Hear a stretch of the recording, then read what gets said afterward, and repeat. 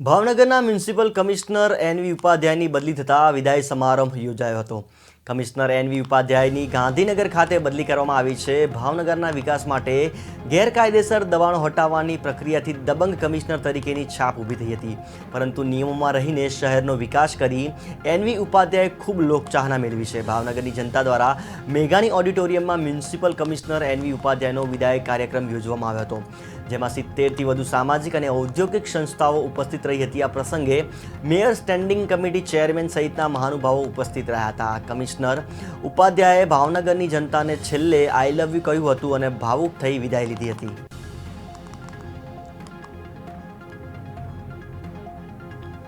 ધીમે ધીમે જોયું કે લોકો પણ મારી જે કામ કરવાની પદ્ધતિ છે તેને આવકારે છે, તેને એપ્રિશિએટ કરે છે.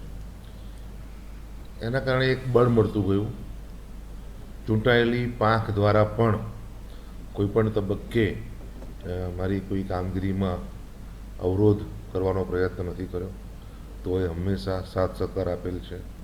કોઈ પણ નાની મોટી એવી ઘટના બની હોય કે જેમાં એક વિરોધ જેવું થાય, એવા વખતે પણ ચૂંટાયેલી પાંખ મારી સાથે ઊભી રહી છે.